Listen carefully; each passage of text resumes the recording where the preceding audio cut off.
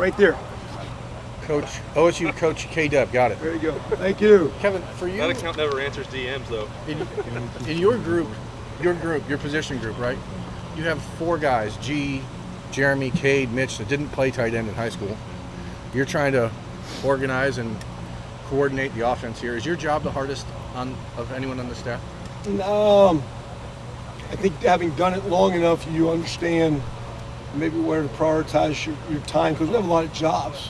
One, regardless of whether they play the position or not. I mean, we're basically playing left tackle half the time, and we're playing wide receiver half the time.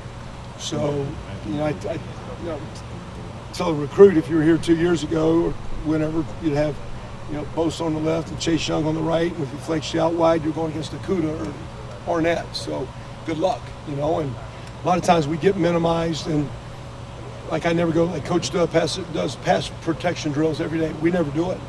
But because we're good athletes, we got long arms and good feet, we understand the position, when we max out and do some maximum protections, we're pretty good at it because we do it on the punt team. So there's a lot of carryover, but it's a lot of jobs. I think, I wouldn't say it's the hardest job. It kind of keeps you young, kind of keeps you going. One of the old guys asked me, young coaches, when are you going to retire? And I said, well, the first day I'm working, I'm retiring. Because you're having fun. I mean, there's a lot of stuff going on, a lot of flying bullets. And then you got guys like G. There's a lot of great tight ends, though, that didn't play tight end in high school. It's big receivers, it's big quarterbacks, it's linebackers, it's DNs. That's kind of the nature. Mitch is like a big running back. It's that hybrid role. That's kind of the norm. So what they bring is a lot of athleticism. A lot of times, like, G hadn't done a lot of blocking, or Cade having played run, but they've played a lot of ball, so they understand concepts. And they understand defense. So in some ways, they're very, very smart. So it's a challenging position, takes a lot of time. It's a developmental position. It's a developmental game. We recruit well. We're still a developmental program. But it's one of the hardest jobs, positions to develop. But our guys embrace it. And those kids are they're going to be some good players. Are they the best football players on the team? They're unique. You know what I'm saying? They got to do a lot of tasks. So they're kind of like the utility infielder in baseball. The Pete Rose guy that could play third or first or go to second or whatever, and they can play a lot of spots. And there might be a more talented guy that's the most gifted athlete on the team, but they have a skill set where they can do a lot of jobs. And really, that's what, matter of fact, a lot of your best tight ends maybe aren't great at anything. They're good at a lot of things. And that's even what we say, one of our goals to be a tremendous player, a tremendous unit, is just to be good. And then if you're worth a darn, just do it again the next day. And just keep being good and stacking up those days. Kevin, how much do you enjoy that teaching aspect, that development aspect of this position? A bunch. I mean, I'm a line guy by trade. I was a walk-on player myself there in the scholarship, and spent more time at places like Miami of Ohio and Northwestern and IU, where you're developing. But even like at Oklahoma and here at Ohio State, when you're coaching O-line, you're coaching tight ends, it's a learned skill, and it's developmental. And you got guys, what I appreciate our guys are doing there, Jeremy, our guys are buying into practicing every day and showing up. And because it's hard to develop when you can't practice or you don't practice. So our guys are, we always talk about the power of the unit is the individual. The individuals show up, it makes the group strong. As we rotate guys within the group, it makes the individuals better. But the individuals make the group better. Kind of, the wolf and the pack and the wolf kind of scenario there. So, it's run, but we start and run blocking, and then we got blocking the perimeter, and next thing you know, we're hanging on for dear life pass pro, and then you guys get mad because we never throw a ball to them. So, but it's a lot of fun. It's a good spot. Kevin, when you use that line background, and Stud has talked about getting the best 5, Coach Day's talked about that. What is the thinking behind shuffling through 8 or 9 days of practice instead of maybe trying to get chemistry as early as possible? For the line? Putting them in different spots. Yeah. No, I mean,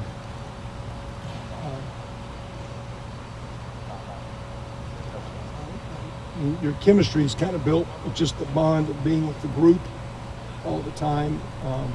More than just me and your partners for life. You're going to have injuries. You got to rotate guys through. You got to play. Me, I always thought you needed 3 guards, 3 tackles, and 2. You needed 8 to win with. You need a second center, and you need 3 inside guys and 3 outside guys. And same thing in tight end. I think your tailback, we're going to need 3. And receivers, we need 6, 7. And so to me, we play a lot. I think the way Coach Day does things, the way the game's evolved, there is a lot of year-round ball with, your summer program. You're kind of playing all the time. So They spend a lot of time together, so I don't think it's fragmented. All of a sudden, the guy shows up, and who are you? Matter of fact, and those guys know. They know what certain guys' skill sets are. So, I guess it takes a little. I think the hardest thing used to be back in the day when you were under center and getting that snap, and the quarterback feeling comfortable managing the snap with different centers that went as under center. But now in shotgun, I don't even know if that's what it was. So, I think everybody says who's your starting 11. I think we need about 18, pushing 24 guys to win this league on offense that can play. And that's what we're going to battle for. If you guys go with the lineup with Dewan at right tackle and Thayer inside, is that the biggest line that you've been around? I mean, yeah, they're pretty athletic though. It's nice to be big. Those cats can move a little bit now. I mean, Paris got Nick Petit's very athletic. I mean, the athleticism of that unit is maybe more impressive than size. And then their ability to perform. So, again, it'll be interesting, as it shakes out going forward. Nothing's again etched in stone. We're just trying to. Matt Jones is playing well. Harry's come back healthy, looks good. Luke Whippler, young player. Josh Fryer, young player. Really impressed with Donovan Edwards, young kid, tremendous young player. So we're going to have more than 5 that we can play with. That's encouraging. It's exciting. You were talking about the fact that most of the guys in tight end room actually weren't tight ends ever until they got here. At least 2 of them were classified as that when they got here. Could you just use that formula in recruiting and go find a wide receiver and just tell them the whole time, listen, we want you to be a tight end? It's a little hard. Like Jeremy and Joe basically were called tight ends, but if you watch their high school tape, they flexed out the whole time. Jeremy played flexed out tight end, caught fade balls. I don't know if he seldom if ever played tight end. He played some defensive end. He was a kicker. Joe was flexed out and a great pass receiver. G was the same thing. Cade was a tailback guy. He wouldn't even let me talk to Cade when he was coming out. They wanted to play defense. I'm like, man, his body says tight end to me, and that worked out good. So to me, it's body types, the bone structure. It's not how tall you are. It's not how much you weigh. It's really just the girth and width of your shoulders, your knees, your hips, hands, that you can have the ability. Like, G right now is a little light, pushing upper 220s, pushing 230, but he plays strong. If we put a bench out here, start a bench, and he'll be maybe the strongest tight end we got as far as bench. So he'd be a little light. He still plays with speed and momentum. So he's really probably 6'3"ish, not a 6'5" guy, but he's thick enough to be a tight end. So everybody's a little bit different. I know that he came to you guys with the idea, but when you guys were recruiting him, did you, to the point of his body types, did you see it at all? I personally thought he had a chance, but there's also a niche for a big receiver. So he had a chance. He would need to get, I don't know if he'd be tough enough. He's plenty tough enough. The best thing about him and Joe and Jeremy, they were flexed out guys that could be big enough, but they have been raised and come out of programs where they're actually tough. Like, I don't have to I mean, they'll put their face in there and they'll block you and they'll strain, and they don't play like a guy that shies away from contact. There's something in their upbringing, the way God made them, and their coaching. They mix it up, and that to me, because that's the hard thing from a skill guy. Sometimes quarterbacks, some of those big tall quarterbacks can become tight ends, but some of those guys maybe don't want to mix it up. So everybody's a little bit different. But I think that's a skill that you don't put a clock or something on, but those guys are tough enough to play the position, and I think they're tough enough to develop, because it takes some toughness to want to hit the weight room and eat and rest like you need to rest to play that position. Yeah, I want to ask you off the quarterback position question. Do you give your assessment of the quarterback at this point? I mean, we're gaining on it. I mean, this is a long way to get big day tomorrow for scrimmage. It's still another week, and I mean, Coach hasn't really said anything other than I think his plan was to kind of go through the bulk of it, and then we got almost 2 weeks, 12 days coming out of next weekend to kind of figure it out. So we'll just kind of keep riding. They're working hard, competing. Corey's doing a great job with them. We're doing as much as we can to do as much group work, and whether it be a group of receivers running routes with them or tailbacks and time up. I mean, they're seldom by themselves. They're with someone, working a unit, a group, and they're getting a lot of plays, and they're being pushed, and they're looking good. They're talented. And the way we can run the ball, I think, and the receivers they got, they're going to get a nice car. They're going to get some nice. They got a nice little vehicle to drive, and we'll see who can put their hands on and steer it the best. Yeah, that's the next question. Is they're walking into a situation where they've got an incredible supporting cast. You've had great offenses the last 2 years. What's the potential for this one? It can be really good. I mean, there's some playmakers outside. I think the ability to be interesting to get in with Last year running back with Master and Trey took us. We did well, but took a little time to get going. Now same deal. We got Master back, but Mine hadn't played that much. We got the young guy in there, Crowley. So be interested to see if does a running game take off like maybe it can. And that tight end, I mean, don't undervalue Luke Farrell and the job he did in helping that offense last year in the run game and protection and all that deal. I think Cade's going to be fine, but now I got to wear in practice. I wouldn't watch Luke. Now I could count on him to, I put an X on that guy. He's got his guy locked up pretty good, and Cade's doing well. But it'd be interesting to see if we can establish. When everybody talks about balance, to me, unless you're an option team, they're really saying, can you run the ball? So if we can have that balance, if we can run the ball, then I think that car is going to be shiny, and we'll see where it goes. Yeah, Kevin, I asked Ryan Day the other day about the personnel you guys have on hand. Y'all could run, looks like almost any offense through history. I'm talking about you could line up like that, the talent's there to run. Wing T? Yeah, I mean, talent's there to run a wishbone. They'd boo us out. Yeah, but I mean, how do you keep yourself from daydreaming about that with this kind of talent? Like you said, the car this quarterback's going to put his hands on. Well, and then number two, what do you think y'all will hang your hat on? What are the tenets that will definitely be there no matter what? Those are good questions here, Tim, because I think I said this maybe 1 or 2 years ago. We're talking about the worst thing you do as an offensive guy like Coach Day or myself is just keep coming up with new plays and new plays and new plays. You don't get good at anything where you hang your hat. I think we're talking about where the quarterbacks are. I think we come out of this week and next week and we get a feel with this line and running backs and tight end, where can you hang your hat? And are you in the perimeter, are you downhill, are you zone scheming, gap scheming, man scheming? What are the schemes? You can do them all, but at the end of the day, what are you good at? When you get good at something, it's talented, we still got to be very repetitive and get consistent in our preparation so we're not all over the place. So I think as we go through this next week, you got some moving parts. Those tight ends can flex out and come in. We got 3-4 receivers. Quarterback not as athletic as Justin, so maybe you're not running quite as much quarterback. They all can run, just maybe not as pure a runner or as athletic a runner as Justin was. I think we go another week. I don't think it's going to look a lot different, but I just think things maybe get emphasized. We'll come back to what those tight ends can do. The passing game, what those quarterbacks really can handle. Not Garrett and Chris and Jackson can't run those routes, and Julian Fleming and Marvin Harrison and Mackey. Those guys can run a lot of good routes, but what are the quarterbacks comfortable with? We will do everything we can to be as physical as we can. We'll do everything we can to protect the ball and the quarterback, and we'll do everything we can to light it up and score as much as we can, and that's what we're going to try to do. Mayan Williams, fans got excited about him when they saw him break a couple runs late last season. What is he showing you guys in workouts and practices behind the scenes that's maybe more consistent as put him in the position he's in? Again, he's matured. He's had a good summer, stronger, looks faster.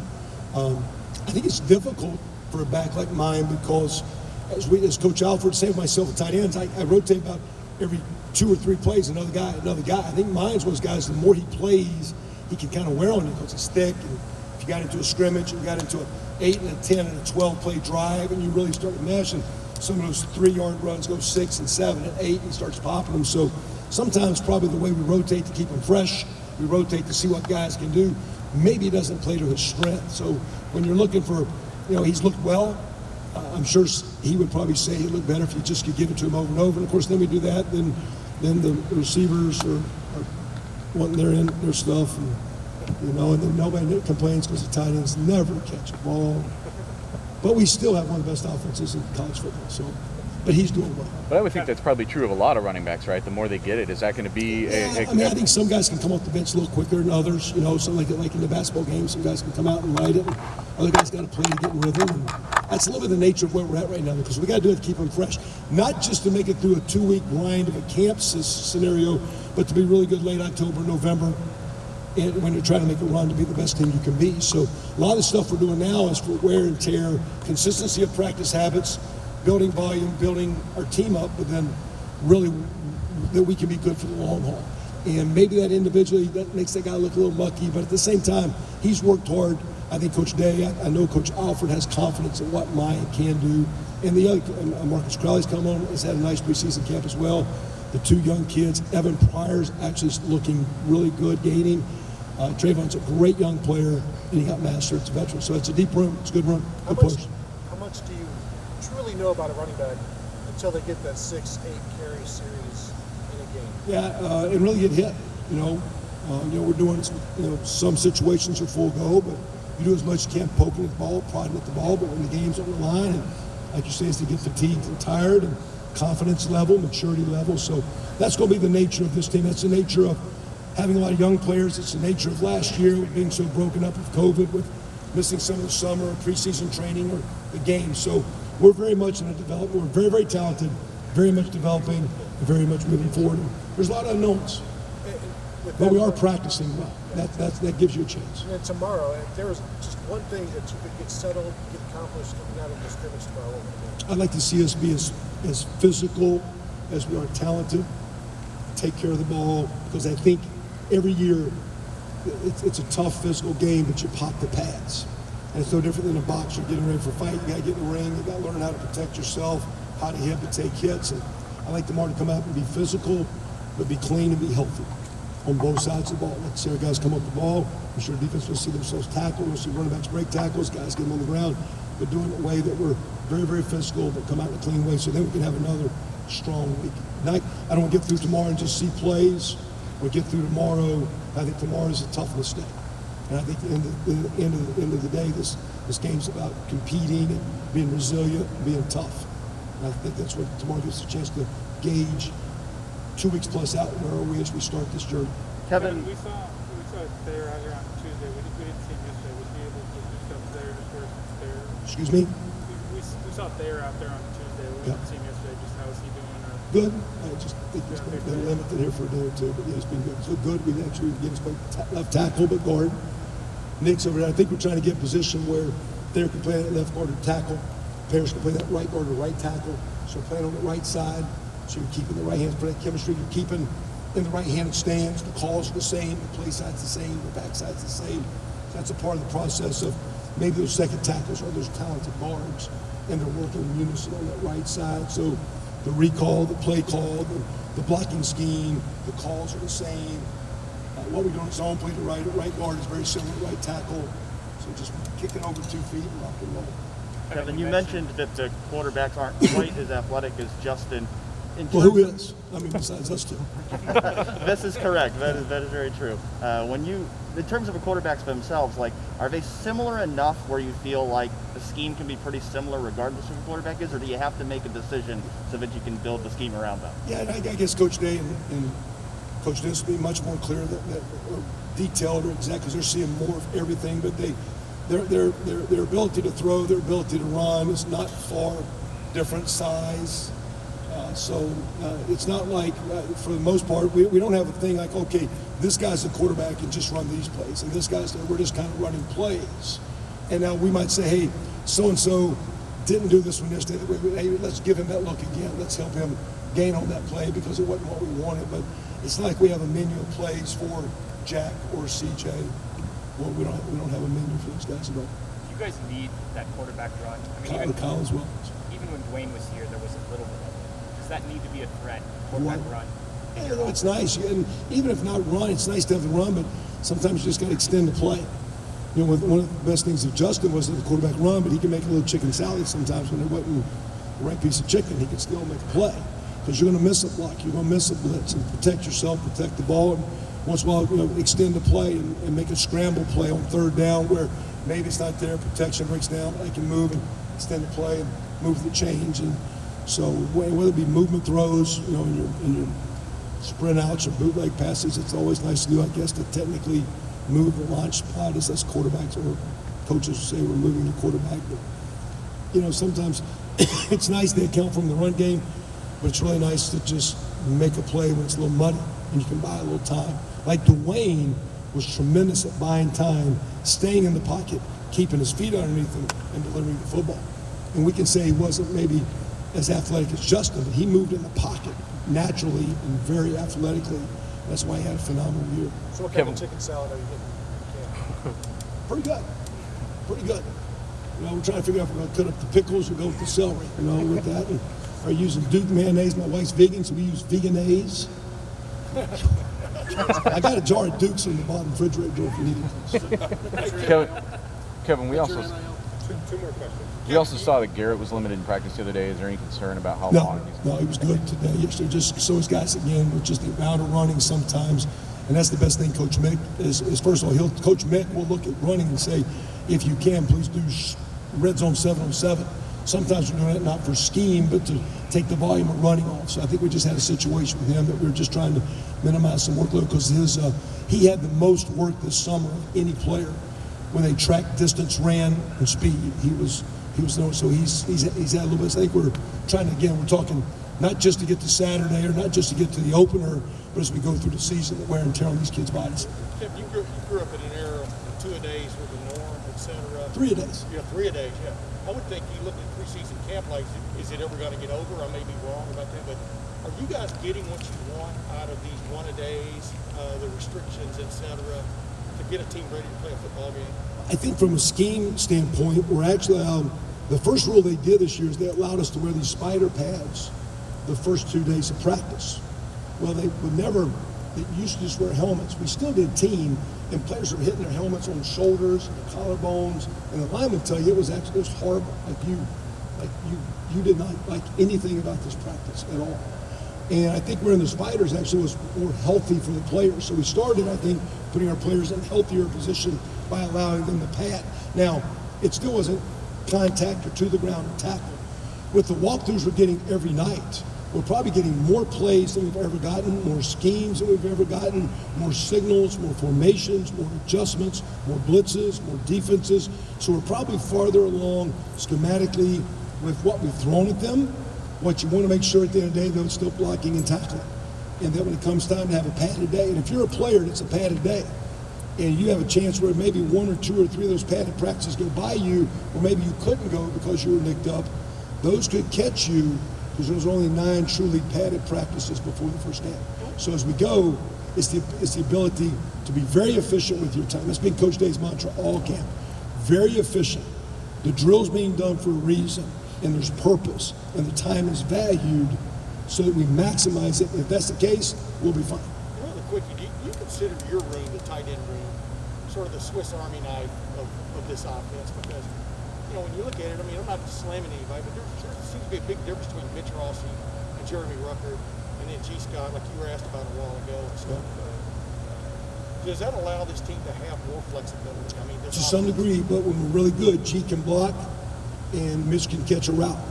You know, K can play in the perimeter and Jeremy can get in the edge. So when it gets that way, and you talk to Swiss Army knife, sometimes we use the Jack Nicholson speech in the room that, you know, we use words like, you know, arc the nose up and, you know, cut off and bender, and, you know, we go through the code, we use all because you need us on that wall.